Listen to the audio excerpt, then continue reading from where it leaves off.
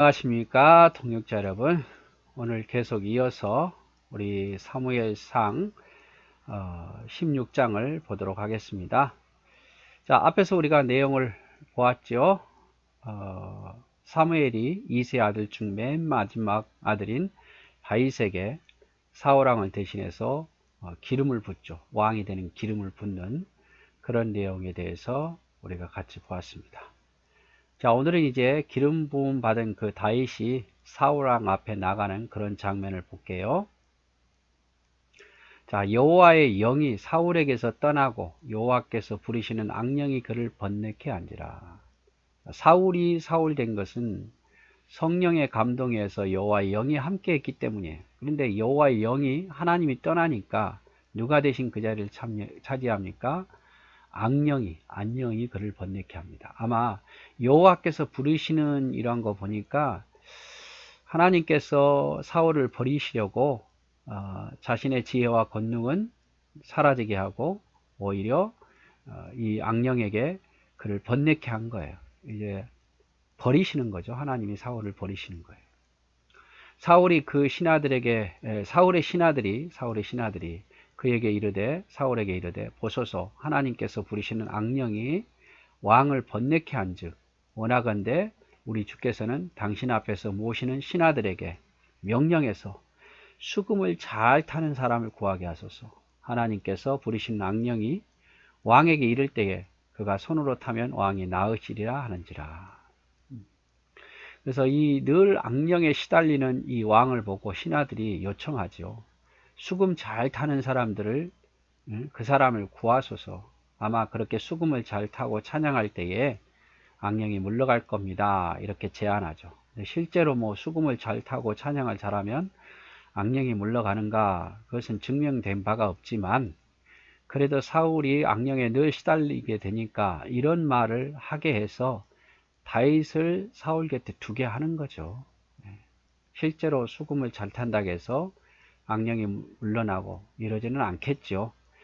근데 뭐 다윗은 원래부터 어릴 때부터 양을 치는데 심심하니까 계속 악기 연습을 했던 것 같고 노래도 했던 것 같아요. 그러다 보니까 수금을 잘 타게 되는 것 같고, 그때 마침 사울이 신하에게 이르되 나를 위하여 수금을 잘 타는 사람을 구하여 내게로 데려오라 하는데, 그때에 소년 한 사람이 내가 베들레헴 사람 이새의 아들을 다윗을 보았는데 수금도 잘 타고 용기도 있고 무용과 구변이 뛰어나고 아주 준수한 자입니다. 거기다가 여호와께서 그와 함께 계심을 내가 보았습니다. 이렇게 말을 합니다.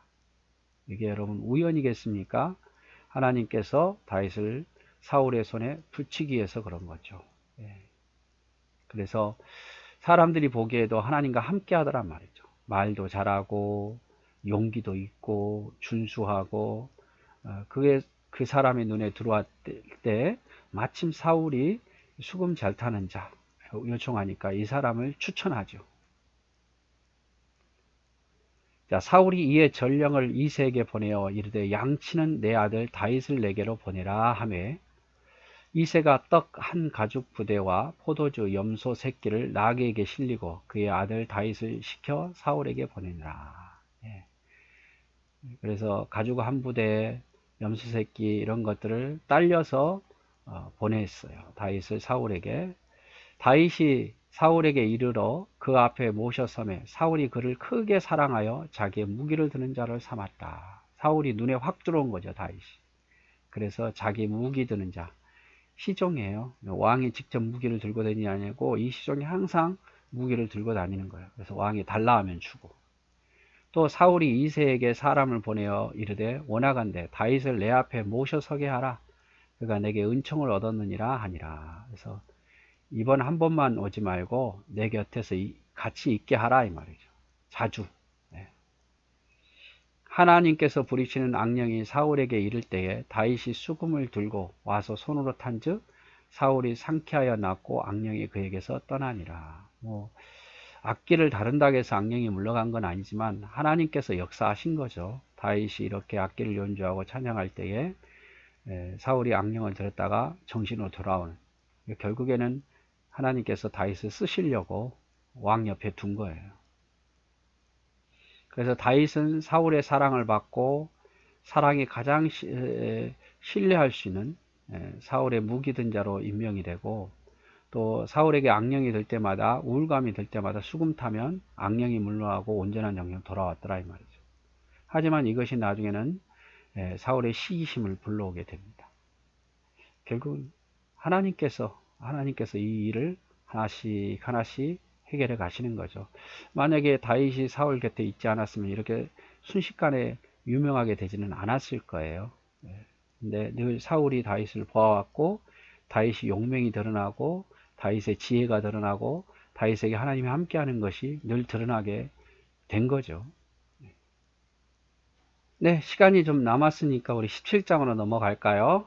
자, 이제 블레셋이 또다시 이스라엘에 쳐들어옵니다. 블레셋 사람들이 그들의 군대를 모으고 싸우고자 하여 유다에 속한 소고에 모여 소고와 아세가 사이에 에베스담밈에 진을 치매 사울과 이스라엘 사람들이 모여서 엘라 골짜기에 진을 치고 블레셋 사람들을 대신하여 전열을 벌였으니 블레셋 사람들이 이쪽 산에 섰고 이스라엘은 저쪽 산에 섰고 그 사이에는 골짜기, 엘라 골짜기가 있더라 이 말이죠. 이 엘라 골짜기는 앞으로 보면 알겠지만 다윗이 블레셋 장수 골리앗을 물리친 장소죠. 그래서 서로 이렇게 블레셋과 이스라엘이 엘라 골짜기를 두고 대치하고 있는 상태예요. 골짜기니까 뭐 골짜기가 우리 뭐 뒷동산만 한 게 아닙니다, 여러분. 굉장히 깊어요. 그러니까 이쪽에서 저쪽 가기도 힘들고 저쪽에서 이쪽 오기도 힘들어요. 서로 마주보고 서 있는 거죠. 블레셋 사람의 진영에서 싸움을 돋는 자가 왔으니 그의 이름은 골리앗이요 가드 사람이라 그의 키는 6규빗 한 뼘이요 머리에는 노투구를 썼고 몸에는 비닐 갑옷을 입었으니 그 갑옷의 무게가 놋 5,000세겔이며. 그래서 블레셋에서 키 큰 장수 골리앗을 보낸 거예요. 아마 사울이 악신이 들렸다는 말을 듣고 다시 또 쳐들어온 거겠죠. 전에 요나단과의 싸움에서 요나단이 크게 이겼잖아요. 그럼에도 불구하고 아직 블레셋은 힘이 다 빠지지 않았으니까 또 사울을 치려고, 이스라엘 치려고 오는 겁니다.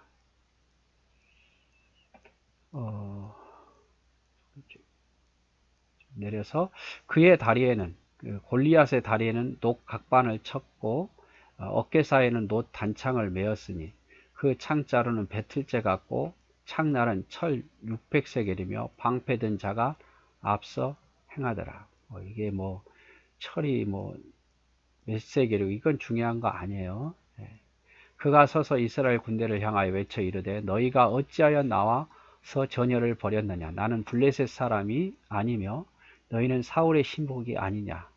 너희는 한 사람을 택하여 내게로 내려오라. 1대1 싸워서 1대1로 싸우자 이 말이죠. 그만큼 자신이 있다 이 말이에요. 그가 나와 싸워서 나를 죽이면 우리가 너희의 종이 되겠고 만일 내가 이겨 그를 죽이면 너희가 우리의 종이 되어 우리를 섬길 것이라. 다 싸우지 말고 1대1로 하자 말이에요. 그 블레셋 사람이 또 이르되 내가 오늘 이스라엘의 군대를 모욕하였으니 사람을 보내어 나와 더불어 싸우게 하라 한지라. 사울과 온 이스라엘이 블레셋 사람의 이 말을 듣고 크게 놀라 두려워하더라. 계속 하나님을 조롱하고 이스라엘을 조롱해도 아무도 나가서 싸우려고 하지 않습니다. 왜? 워낙 크니까. 두려운 거죠. 사울마저도 나가지 못해요. 그래서 보통 사람이 일반적인 군인이 1m 75라면 골리앗은 2m 90 정도 됐습니다. 2m 90. 그래서 갑옷이 60kg, 거기에다가 갑옷이 60kg, 창끝이 7kg. 여기에다가도 또 무거운 거 달고 어깨에다가도 무거운 거 달고 이런 식으로. 그래서 블레셋은 사울이 악신이 들렸다는 소문을 듣고 다시 쳐들어온 거죠. 골리앗이라는 장수가 있었기 때문에 더 자신 있게 왔을 거예요. 그래서 사사 시대에도 사무엘 시대에도 가장 큰 대적은 항상 블레셋이었습니다. 앞에서 요나단의 연기로 한번 블레셋이 엄청 대패를 했죠. 그러나 또다시 쳐들어온 거예요. 또다시. 자기들이 유리한 대로 1대1 싸움을 하자. 골리앗이 있으니까 1대1 단체로 하지 말고 1대1로 하면 훨씬 더 유리하니까 1대1로 하자 하면서 막 이스라엘을 조롱하고 하나님을 조롱해서 흥분해서 나오게 해서 그러니까 사기를 꺾겠단 말이에요. 이스라엘 사기를. 그래서 골짜기를 사이에 두고 전쟁에서 이기려고 하죠. 골리앗의 신체에 눌려서 사람들이 두려워서 아무도 나가지 않습니다. 근데 아무도 나가지 않아요. 그래서 오늘은 이제 다윗이 기름 받은 일, 다윗이 기름 받아서 사울에게 뽑혀간 일, 그래서 악신을 물리쳐주고 찬양을 통해서 또 다윗의 무기 든 소년이 되고 거기에다가 그 17장에 와서는 블레셋과 이스라엘 또다시 전쟁이 일어나고 블레셋의 장수인 골리앗이 이스라엘을 조롱하고 하나님 조롱하지만 아무도 용기 있게 나서지 못하는 그런 장면들을 봅니다. 그래서 오늘은 여기까지 우리 같이 보도록 할게요. 네, 감사합니다.